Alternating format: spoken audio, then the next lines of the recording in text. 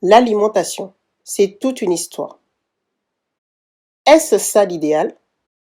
Comment éviter de craquer souvent sur ça? Tant de questions. Pour ma part, l'alimentation est une question d'énergie avant toute chose.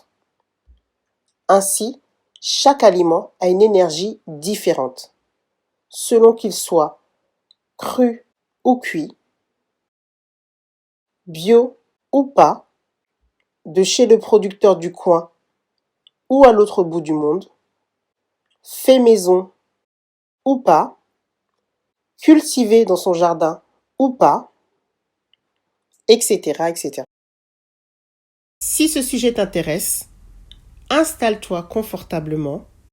Au passage, n'hésite pas à t'abonner et activer la cloche de notification pour les prochaines vidéos. Et c'est parti!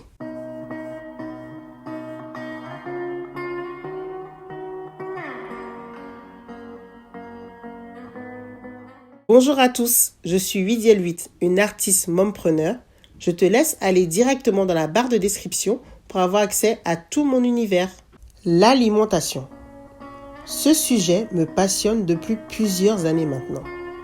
D'ailleurs, j'ai déjà fait une autre vidéo sur ce sujet. Si jamais ça t'intéresse, tu trouveras le lien au-dessus ou directement dans la barre de description.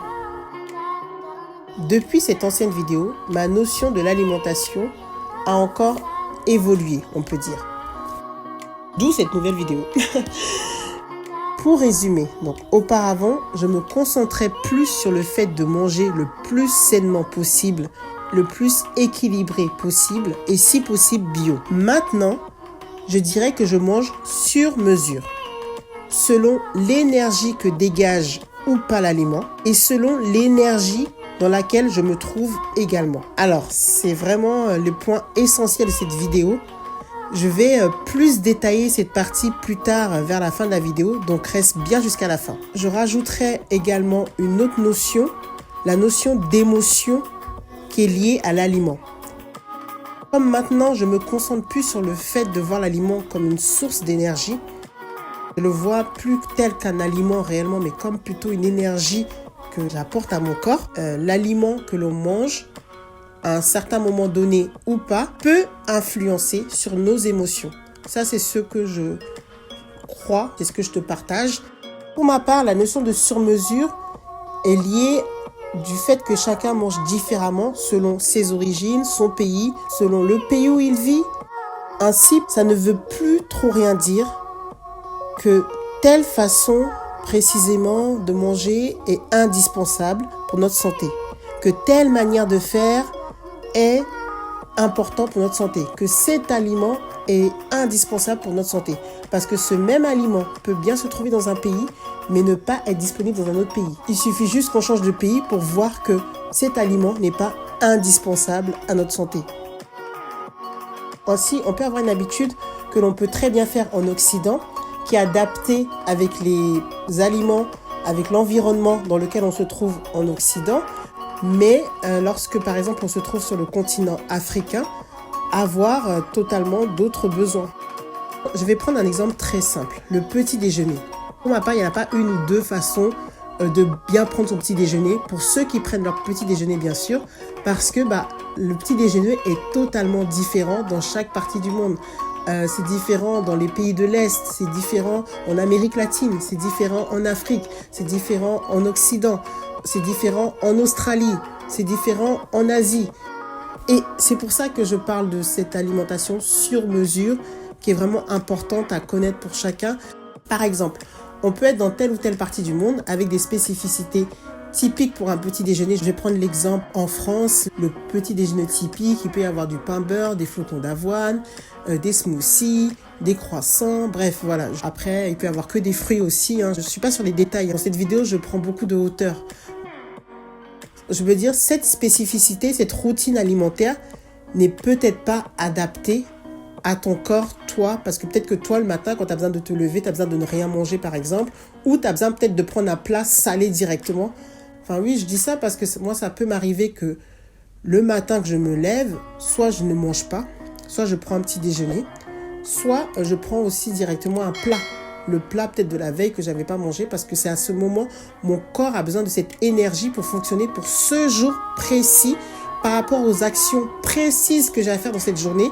Il me faut tel ou tel aliment sur mesure selon ma journée, mon environnement. Donc voilà, c'est vraiment encore cela que j'explique par cet effet de sur-mesure. Dans mon enfance, je prenais des petits déjeuners totalement différents, totalement variés, parce que j'étais en Afrique et de ce fait, c'était adapté à l'endroit où j'étais. C'était du sur-mesure et c'était des petits déjeuners par rapport à l'environnement, au climat de là-bas. De plus, pour ma part, notre alimentation se programme inconsciemment et consciemment depuis l'enfance, tout comme notre caractère, etc., etc. Même si on peut y apporter toutes les modifications que l'on souhaite à l'âge adulte, l'alimentation durant l'enfance joue un rôle important que souvent on néglige. Alors que son analyse pourrait nous permettre de mieux comprendre notre alimentation à l'âge adulte, pourquoi on est plus attiré vers tel goût ou tel aliment, etc. Et ainsi mieux comprendre ces fameux « je suis plus sucré, je suis plus salé ». Pour revenir plus en détail sur cette notion, pour ma part, de manger sur mesure dont je parlais tout à l'heure, c'est-à-dire selon ce que notre corps a besoin de consommer précisément à tel ou tel moment, selon l'énergie de l'aliment et selon l'énergie dans laquelle on se trouve, tout comme ce dont je parlais dans la vidéo de la semaine dernière. Donc je te mets également le lien en haut dans la barre de description si tu souhaites avoir de plus en plus d'informations. Donc il s'agit encore de prendre ici le temps de connaître son horloge interne, de connaître vraiment le fonctionnement sur mesure de ce dont on a besoin pour notre alimentation, et ainsi ne plus suivre tel ou tel groupe de pensée, tel ou tel mode, telle ou telle façon de faire. Telle façon de faire ou tel groupe de pensée peut être vraiment très sain. Voilà, ça c'est pas discutable, ça peut être très sain, mais ça peut ne pas être tout simplement adapté à soi. Et c'est là que je fais la différence entre juste le fait de manger sainement et de manger sur mesure. Je trouve que le fait de prendre ce temps de faire du sur mesure permet de manger, si je peux dire, sainement avec précision. Parce que pour ma part, on peut juste manger sainement, mais sans précision, si je peux un peu résumer ça comme ça. Sachant que pour ma part, avant de se faire aider, si besoin est, pour retrouver une alimentation plus équilibrée, plus saine ou autre, c'est bien quand il y a des gens qui sont experts dans tel ou tel domaine spécifique, de profiter de leur expérience et de leurs conseils. Je suis tout à fait pour. Mais pour ma part, avant tout cela, c'est toujours bien de prendre le temps de vraiment analyser son corps, d'écouter son corps, de se mettre par exemple au repos via le jeûne par exemple, afin d'être beaucoup plus proche, afin d'être beaucoup plus concentré, si je peux dire, sur les besoins ou non de notre corps.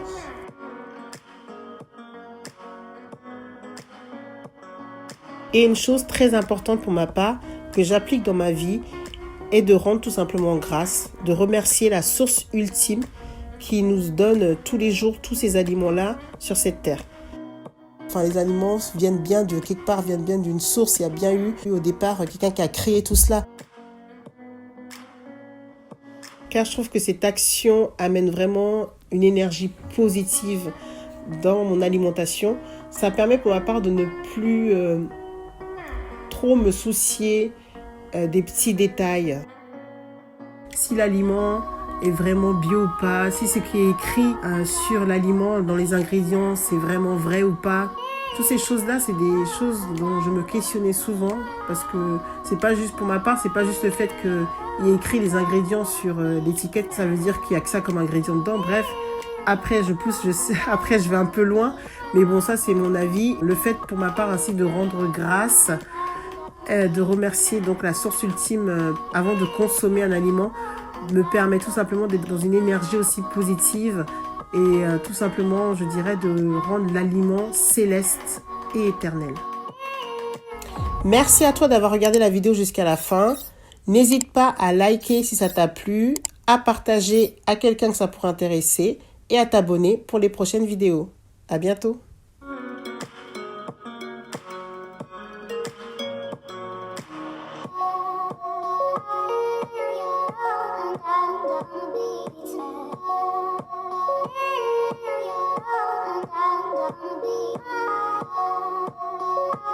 Yeah.